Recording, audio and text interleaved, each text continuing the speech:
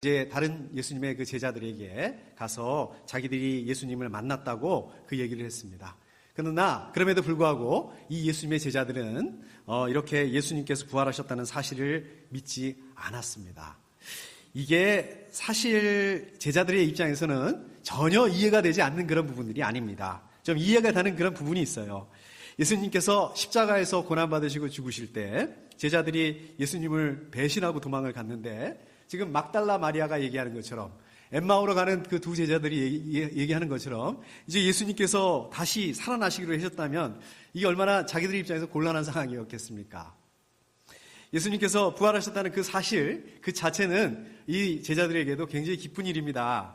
그렇지만 자기들이 예수님을 버리고 도망을 갔는데 예수님을 배신하고 가버렸는데 그런데 예수님께서 부활하셔서 다시 살아나셔서 자기들 앞에 다시 나타나신다면 이 제자들이 무슨 면목으로 어떻게 얼굴을 들고 예수님을 만나볼 수 있겠습니까? 사실 이 말씀에서 오늘 말씀에서 믿지 않았다라고 얘기하는 것보다는 믿고 싶지 않았다 이렇게 얘기하는 게 더 맞는 말씀일 것 같습니다. 자, 제자들이 이러고 있는데 이제 예수님께서 제자들에게 찾아오셨습니다. 직접 찾아오신 거예요. 그러니까 오늘 말씀에서 보면 제자들이 음식을 먹고 있는데 예수님께서 그 자리에 오셨습니다. 그리고 뭐라고 말씀하시냐면 그들이 믿음이 없고 마음이 무딘 것을 꾸짖으셨다 이렇게 말씀하고 있습니다. 여기서 보시면 그들이 믿음이 없고 이렇게 말씀하고 있는데 이 믿음이 없고 이거의 원어적인 뜻을 보면 믿음을 적극적으로 거부했다 이런 의미를 가지고 있습니다. 그러니까 우리는 믿음이 없고 이렇게 얘기를 하면 좀 믿음이 약하다 믿지 못한다 이런 뜻을 가지고 우리는 이런 뜻으로 생각을 하지 않습니까? 그런데 원어적인 뜻을 보면 믿음이 없다는 것은 믿으려고 하지 않았다 이제 이런 의미에 더 가깝습니다. 그 다음에 또 보면 마음이 무딘 이렇게 나옵니다. 마음이 무딘 이것도 원어적인 뜻을 보게 되면 이것은 그 증거가 확실한데도 그거를 인정하지 않았다 이런 의미를 가지고 있습니다. 그러니까 마음이 무딘 그러면 마음이 예리하지 않은 이런 뜻이 아니라 어떤 그 증거가 확실한데도 그 증거를 인정하지 않으려고 하는 그 굳은 마음, 그거를 말씀하고 있는 거죠. 그 다음에 또 보면, 오늘 말씀에 보면 예수님께서 제자들에게 꾸짖으셨다 이런 말씀하십니다. 근데 여러분들 성경을 한번 보십시오. 성경을 사복음서를 찾아보시면 어디를 보시더라도 제 기억에는 한 번도 없습니다. 예수님께서 제자들을 꾸짖으셨다고 하신 말씀이 없어요. 거의 없을 겁니다. 보통 예수님께서 이 꾸짖으셨다라는 말씀은 언제 사용하시냐면 이 사단, 귀신들을 꾸짖으실 때 이 꾸짖으셨다 이 단어를 사용하십니다. 굉장히 드문 경우입니다. 그러니까 예수님께서 공생의 3년 동안에 제자들에게 함께 하시면서 계속해서 말씀하셨을 거 아니에요. 십자가에서 죽으실 것에 대해서 말씀하셨고 또 부활하실 것에 대해서 말씀하셨고 가르치셨고 그런데 어떻습니까? 그럼에도 불구하고 막상 예수님께서 이제 십자가에서 죽으시게 되니까 제자들이 예수님을 그냥 배신하고 도망을 가게 된 것입니다. 그리고 거기서 끝난 게 아니라 그리고도 예수님께서 부활하셨는데 부활하신 다음에도 예수님의 부활을 믿지 못했습니다. 더 정확하게 말하자면 이게 믿으려고 하지는 않았다는 거예요. 예수님이 부활하신 게 그 증거가 확실한데도 불구하고 그거를 인정하지 않으려고 했다는 겁니다. 자, 그렇기 때문에 예수님께서 이 배은망덕한 이 제자들, 배반한 제자들을 직접 찾아오셔서 평소에는 잘 쓰시지 않은 말, 평소에는 절대 쓰지도 않았던 제자들에게 쓰지 않았던 그 말씀 꾸짖으셨다 이 단어를 사용해 가시면서 지금 제자들을 야단치고 계신 거죠? 너네 이제 끝이다. 너네 이제 더 이상 기회가 없어. 지금 이렇게 말씀하고 있는 거죠? 이 뜻이죠? 네, 아닙니다. 이 뜻이 아니고 오히려 반대로 그럼에도 불구하고 예수님께서 제자들에게 보십시오. 이 믿음 없는 이 제자들에게 이 믿음 없는 제자들을 포기하지 않으시고 저 같아서 포기했을 것 같아요. 이 정도 했으면 포기했을 것 같아요. 포기하지 않으시고 오히려 먼저 찾아오셨습니다. 우리 제자들을 먼저 찾아오시고 제자들을 이렇게 꾸짖어서라도 제자들이 예수님의 부활을 믿게 하기 위해서 깨닫게 하기 위해서 이렇게 오셨다는 것입니다. 이 말씀 무슨 말씀일까요? 예수님 왜 이렇게 하셨어야 했을까요? 여전히 예수님께서는 이 배반한 제자들을 사랑하시기를 포기하지 않으셨다. 계속해서 이 제자들을 믿음 없는 이 제자들을 사랑하셨다. 이 예수님의 사랑에 대해서 말씀하고 있는 것입니다. 자, 그리고 예수님께서 제자들에게 이렇게 말씀하시죠. 너희는 온 세상에 나가서 만민에게 복음을 전파하라. 실제로 나중에 이 제자들이 세상에 나가서 복음을 전파하는 그 부활의 증인이 됩니다. 실제로 나중에 그 180도 완전하게 바뀌는 그런 부활의 증인이 됩니다. 자, 어떻게 제자들이 이렇게 믿음이 없는 제자들이 이렇게 바뀔 수 있게 됐을까요? 어떻게 제자들이 이렇게 180도 바뀔 수 있게 됐을까요? 그 이유가 뭘까요? 그거는 제자들이 이 부활하신 예수님을 만났기 때문입니다. 이게 바로 부활의 능력입니다. 우리 사도행전 9장 말씀을 보면 바울이 예수님을 핍박했습니다. 예수님 믿는 사람들을 핍박했어요. 예수님 믿는 사람들을 잡아가뒀습니다. 예수님 믿는 사람들을 죽였습니다.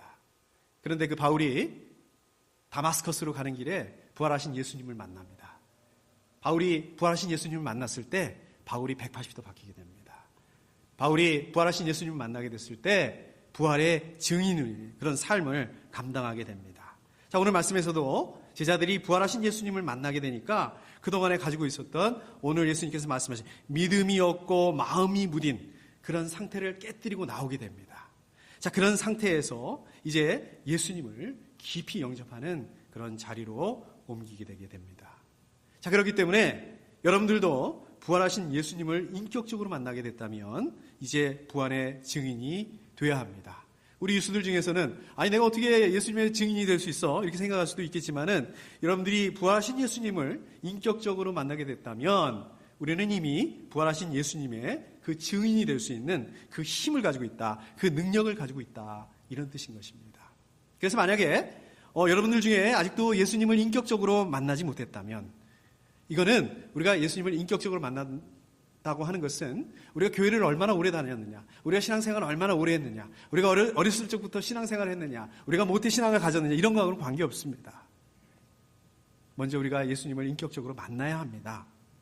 자, 그러면 예수님을 인격적으로 만난다는 건 무슨 뜻일까요? 어떻게 하면 인격적으로 예수님을 만날 수 있을까요? 예를 들어서 우리가 사람을 만날 때 이렇게 길을 가다가 모르는 사람을 우연히 만날 수 있습니다. 얼마나 많은 사람들을 만날 수 있습니까? 자, 그런가 하면 우리가 어떤 사람을 만날 때 약속을 하고 목적을 가지고 만날 수 있습니다. 우리가 이렇게 목적을 가지고 만나게 되면 그 이후로 길게 되든 짧게 되든 반복적으로 만나게 되고 그 사람하고 관계를 만들어 가게 됩니다. 설령 우리가 그 이후로 만나지 못한다 하더라도 우리가 이렇게 목적을 가지고 만나게 되면 그 이후에 그 사람과 서로 알고 지내게 되고 서로 영향을 주고받게 되게 되는 것입니다. 우리가 예수님을 인격적으로 만난다는 것도 바로 이렇게 만나는 것을 말하고 있는 것입니다. 그런데 다만 우리가 예수님을 인격적으로 만난다는 게 다른 부분이 있다면 그것은 우리가 예수님을 찾아가는 것이 아니라 예수님께서 우리를 먼저 찾아와 주신다는 거예요. 일방적으로 만나주신다는 거예요. 그리고 오늘 말씀에서도 보는 것처럼 예수님께서 우리로 하여금 믿음을 가지게 하신다는 것입니다. 그렇기 때문에 우리가 예수님을 인격적으로 만나게 되면 어떤 일이 일어나느냐? 구원의 확신을 가지게 됩니다. 우리가 예수님을 인격적으로 만나게 되면 여러분들의 삶이 바뀌게 됩니다. 하나님의 자녀로서의 삶을 감당할 수 있는 힘을 가지게 됩니다. 우리가 예수님을 인격적으로 만나게 된다면 우리가 성숙한 삶을 감당할 수 있는 그러한 자리로 가게 됩니다. 그러니까 여러분들이 예수님을 인격적으로 만나는 것을 위해서 기도해야 됩니다. 여러분들 기도 많이 하시죠? 여러분들 기도 제목이 뭡니까? 건강을 위해서 기도하고 재정을 위해서 기도하고 우리 아이들이 공부 잘하기 위해서 기도하고 중요합니다. 물론 이것들을 위해서 열심히 기도해야 됩니다. 그러나 우리가 한 가지 더 기도해야 될 것이 있다면 그것은 우리가 예수님을 인격적으로 만날 수 있도록 기도해야 됩니다. 예수님을 인격적으로 만날 수 있도록 이것을 위해서 소망을 가져야 됩니다. 자, 그런가 하면 16절에 보니까 예수님께서 먼저 침례를 받는 사람은 구원을 얻을 것이요. 믿고 침례를 받는 사람은 구원을 얻을 것이요. 이렇게 말씀하십니다. 자, 여기서 보면 믿고 이렇게 얘기를 하는데 뭘 믿느냐? 우리 사람들. 특별히 말하자면 저와 여러분들의 그 죄를 해결하기 위해서 예수님께서 십자가에서 죽으셨다라는 거. 예수님께서 부활하셨다라는 거. 이거를 믿어야 된다는 말씀인 것입니다. 그리고 그 다음에 보면 침례 이 말씀이 나오죠. 이것은 우리가 그 믿는 거. 뭘 믿는다고요? 예수님이 십자가에 죽으시고 부활하셨다는 거, 그 믿는다는 것을 겉으로 드러내는 게 이게 침례라는 것입니다. 그러니까 침례는 구원의 전제 조건이 아닙니다. 우리가 침례를 못 받았다고 해서 침례를 못 받았다 하더라도 우리가 구원을 받을 수 있습니다. 침례라는 것은 예수님께서 십자가에서 죽으시고 부활하시는 것을 내가 믿는다. 내가 예수님과 연합됐다는 것을 교회 앞에서 고백하는 것. 이게 바로 침례라는 것입니다. 자, 그러니까 예수님께서 우리 죄를 해결하시기 위해서 십자가에 죽으시고 부활하셨다는 것을 내가 믿고 이거를 다른 사람들 앞에서 인정하게 되면 그러면 우리가 구원을 얻을 수 있다. 그런데 이거를 믿지 않는 사람들은 정죄를 받을 것이다 라고 말씀하고 있습니다. 심판을 받을 거다. 마지막 심판 때에 영원한 심판을 받게 될 것이다 라고 말씀하고 있는 것입니다. 그러니까 결국은 우리의 신분이 어떠냐, 신분이 높고 낮고 우리의 그 혈통, 유대인이냐 유대인이 아니냐, 우리가 모태신앙이냐 이런 것들이 아니고 우리가 정말 의롭게 살았느냐, 우리가 정말 많은 죄를 지었느냐, 이런 것들이 중요한 게 아니라 예수 그리스도를 믿느냐 믿지 않느냐, 이것이 가장 중요하다라고 말씀하고 있는 것입니다. 오늘 말씀에서. 자, 그 다음에 보면 우리 믿는 사람들에 대해서 표징이 나타날 거라고 말씀하고 있습니다. 무슨 표징이죠? 17절에 보니까 예수님의 이름으로 귀신을 쫓아낸다라고 얘기를 하고 있어요. 에베소 2장 2절 말씀에 보면 제가 한번 읽어보겠습니다. 여러분은 허물과 죄 가운데서 이 세상의 풍조를 따라 살고 공중의 권세를 잡은 통치자 곧 지금 불순종의 자식들 가운데서 작용하는 영을 따라 살았습니다. 이렇게 얘기하고 있습니다. 그러니까 저와 여러분들이 원래는요, 공중의 권세 잡은 통치자들의 지배를 받고 있었다는 거예요. 우리가 그렇게 살고 있었는데 이제 예수님께서 십자가에 죽으시고 부활하신 것들을 믿는다면, 우리가 그것을 믿게 되었을 때 오히려 이제는 예수님의 그 능력으로 말미암아 공중의 권세 잡은 통치자로부터 자유롭게 될 수 있다. 그 다음에 귀신을 쫓아낼 수 있는 그러한 능력을 가지게 됐다라고 말씀하고 있습니다. 자, 그 다음에 두 번째로 말씀하는 표징이 있습니다. 새 방언으로 말할 것이다, 이렇게 말씀하고 있습니다. 이거 어디 나옵니까? 우리 성경에 보면 나오는데요, 사도행전 2장에 보면 나오죠. 사도행전 2장에 보면 오순절이 됐습니다. 그래서 여러 지역에서 디아스포라 유대인들이 다 모여들었습니다. 그런데 그때 성령께서 강림하시죠. 성령 강림 사건이 있게 되었을 때 어떤 일이 일어납니까? 자기들이 원래 쓰는 말, 로마에서 있는 사람 로마 말, 자기들의 그 방언으로 얘기를 했는데 이걸 서로 다 이해를 알아듣게 된 사건이 일어나죠. 바로 이 말씀 말씀하고 있습니다. 그리고 그 다음에 보면 또 어떤 표징에 대해서 말씀하시죠? 18절에 보니까 손으로 뱀을 집어들며 이렇게 말씀하고 있습니다. 이 사건이 성경에 나옵니다. 성경에 기록되어 있습니다. 그래서 사도행전 28장 말씀에 보면 이제 바울이 로마에 있는 황제에게 재판을 받기 위해서 로마로 갑니다. 로마로 가는데 배를 타고 가게 되죠. 배를 타고 가다가 그만 태풍을 만나서 그 배가 자초가 됩니다. 그래서 그 몰타라는 섬에 난파하게 되죠. 근데 그 몰타라는 섬에서 그 뱀이 바울의 손에 달라붙어요. 그래서 그 섬 사람들이 다 그렇게 생각해요. 이제 저 바울은 죽었다. 독사한테 물렸으니 다 죽었다. 근데 바울이 죽지를 않는 거예요. 멀쩡한 거예요. 그러니까 섬 사람들이 바울을 보고 저 사람 신이구나. 저는 사람이 아니구나. 이제 그런 일이 발생합니다. 이것들로 인해서 복음이 이제 전해지는 그런 역사가 일어나게 됩니다. 자, 그 다음에 나오는 표징. 독약을 마실지라도 절대로 해를 입지 않으며, 우리 이 부분은 성경에서 찾아볼 수 없습니다. 성경에 나와 있지 않습니다. 다만 제가 자료를 좀 찾아보니까 그 교회사에서 보게 되면 유세비우스라는 사람이 쓴 자료에 보면 이런 비슷한 사건을 기록한 기록하고 있습니다. 자, 그 다음으로 마지막으로 보면 아픈 사람에게 손을 얹으면 나을 것이다. 이거는 예수님께서 공생의 기간 동안에 복음을 전파하시면서 행하셨던 표징들입니다. 그래서 병자들을 고치시죠? 이런 일들을 행하십니다. 또 예수님뿐만 아니라 예수님의 제자들도 나중에 또 바울도 또 이러한 그 표징들을 행했습니다.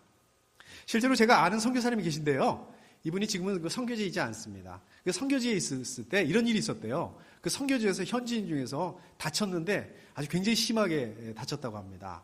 그래서 이제 이 사람이 지금 죽게 생겼다고 합니다. 굉장히 그 급한 응급 상황이 돼서 죽게 생겼는데 거기 있던 곳이 이제 밀림, 정글이라서 병원도 없고 쓸 수 있는 약도 없고 그래가지고 할 수 있는 게 아무것도 없었답니다. 그래서 오늘 이 말씀처럼 그 병자에게 손을 얹고서 기도했다고 합니다. 기도했는데 나았대요. 그 사람이 정말 죽어가는 사람이 정말 나았다고 합니다. 근데 이게 그때 한 번만 있었던 게 아니라 그 위에 뭐 한 번 정도 더 있었던 것 같아요. 그러니까 이 선교사님이 이제 내가 이제 이 병 고치는 그 신유의 은사를 받았구나. 선생님께서 이제 그 성령의 은사를 받았구나. 이렇게 생각을 했답니다. 그래서 이제 한국에 나와가지고 이제 그 안식년 때 한국에 나와서 이렇게 교회를 방문했다가 자기가 그랬대요. 내가 그 병 고치는 은사가 있으니까 몸이 아프신 분들, 병이 있는 분들, 건강해 주지 않은 분들 다 저한테 오십시오. 제가 기도해 드리겠습니다. 이제 이렇게 했답니다. 그래서 이제 거기서 이제 이렇게 손을 얹고 선교사님이 기도를 했다고 합니다. 근데 어떻게 됐을까요? 손을 얹고서 이렇게 기도했는데 정말 거짓말같이 한 명도 안 나왔대요. 자, 어떻게 이런 일이 있을 수 있을까요? 어떻게 이런 일이 있을 수 있을까요? 이게 왜 이렇게 된 걸까요?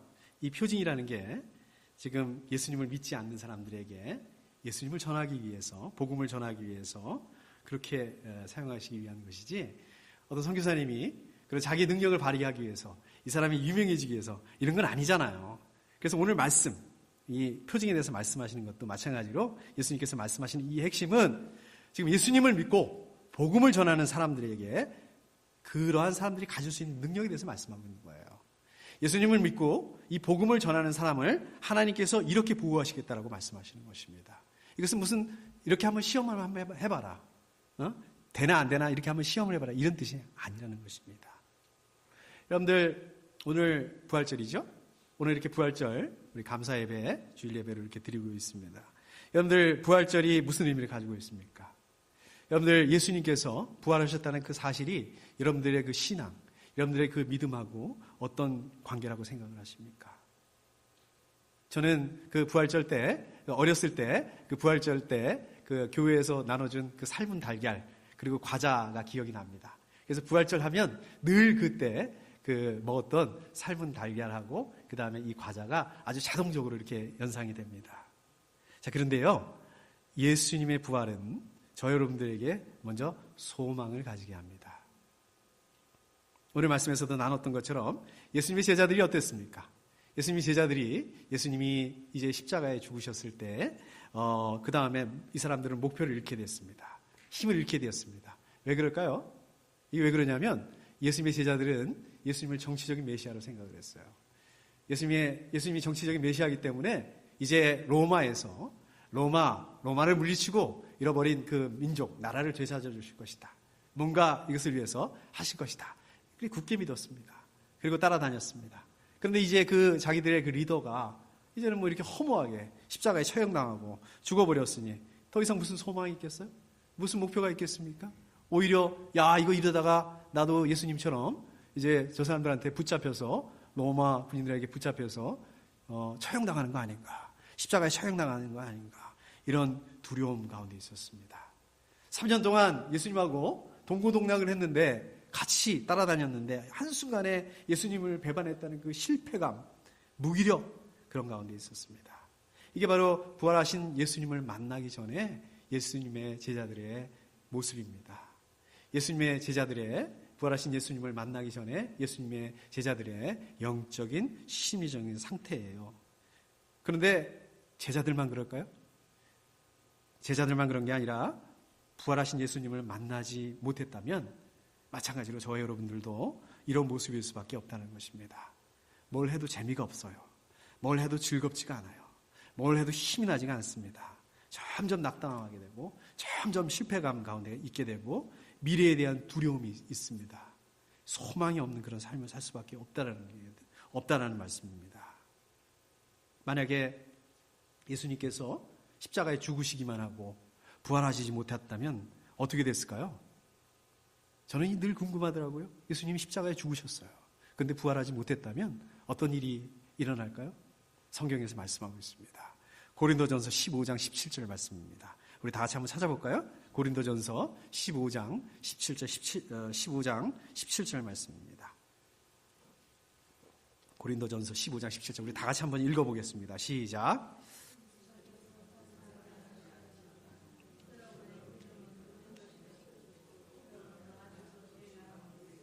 그렇습니다.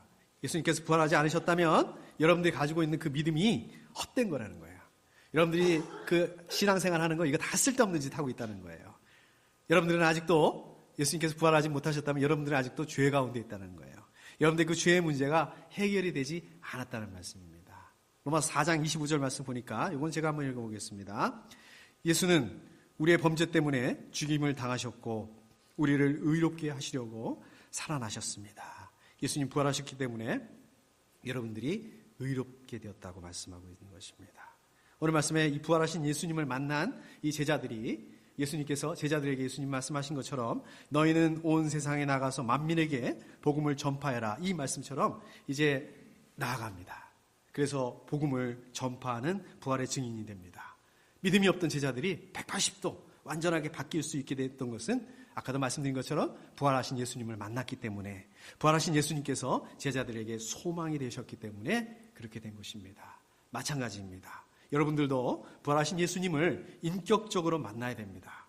여러분들이 날마다 말씀 묵상, 기도 시간들을 통해서 예수님을 인격적으로 만나고 예수님과 깊은 관계 가운데 나아갈 때 여러분들은 더 이상 낙담하지 않습니다. 더 이상 실패감 가운데 있지 않게 되고 더 이상 미래의 두려움, 미래에 대한 두려움을 넘어설 수 있게 되는 것입니다.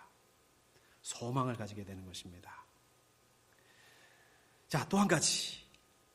예수님의 부활은 저와 여러분들에게 능력을 가지게 합니다. 오늘 말씀에서 보게 되면 예수님께서 제자들에게 무슨 명령만 하신 게 아닙니다. 무슨 소망만 준 게 아닙니다. 제자들이 이러한 삶을 감당할 수 있는 능력을 주셨어요. 전에는 어땠습니까? 전에는 에베소 2장 2절에서 말씀하신 것처럼 제가 다시 한번 읽어보겠습니다. 전에는 허물과 죄 가운데서 이 세상의 풍조를 따라 살고 공중의 권세를 잡은 통치자 곧 지금 불순종의 자식들 가운데서 작용하는 영을 따라 살았습니다. 그러나 이제는 어떻게 됐습니까? 그렇습니다. 그들은 내 이름으로 귀신을 쫓아내며 부활하신 예수님을 인해서 공중의 권세 잡은 이 통치자로부터 자유롭게 되는 것은 물론이고 귀신을 쫓아낼 수 있는 그러한 능력을 가지게 되는 것입니다. 마찬가지로 여러분들도 이 세상의 풍조를 따라 살았다는 것이에요. 여러분들 이 세상의 풍조를 따라 사는 것이 어떤 삶입니까? 남들만큼 이 세상에서 좀 성공하고 싶고 남들만큼 이 세상에서 좀 유명해지고 싶고 남들이 다 부러워하는 만큼 좀 돈도 많고 풍요롭고 편안하게 사는 것, 이게 목표라는 거예요. 이게 소망이었다는 거예요. 제가 그랬습니다. 제가 그랬어요.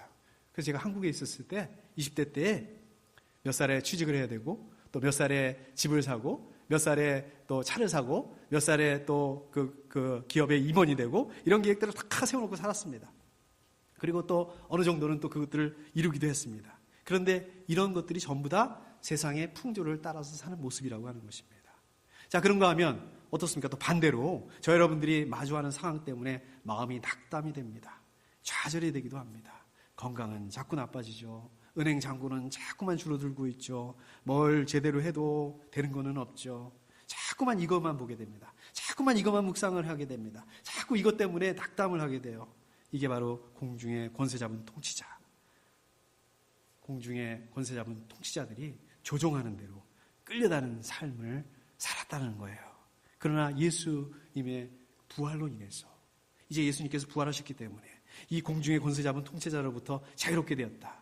오히려 이 공중의 권세 잡은 통치자를 이겨낼 수 있는 힘을 가지게 됐다. 능력을 가지게 됐다. 더 이상 여러분들이 그 마주하는 상황 때문에 낙담할 필요가 없다는 거예요. 좌절할 필요가 없다는 게 되는 거예요. 그런 능력을 가지게 됐다는 거예요. 그러니까 여러분들 더 이상 낙담하시면 안 됩니다. 거기서 나오셔야 되는 것입니다. 우리가 예수 그리스도의 부활 사건은 그 당시에 제자들 뿐만 아니라 또 우리도 마찬가지죠. 저 여러분들에게도 이게 받아들이기 쉬운 일이 아닙니다. 그러나 그 당시에 그 제자들이 또 저 여러분들이 예수님께서 부활하셨다는 그 사실을 믿으시던 믿으시지 않던 그것들은 사실이라는 것입니다. 예수 그리스도께서 부활하신 예수 그리스도께서 여러분들과 지금도 함께 하신다는 것, 여러분들을 인도하신다는 것은 여러분들이 믿으시든 믿으시지 않든 사실이라는 것입니다. 진리라는 것입니다.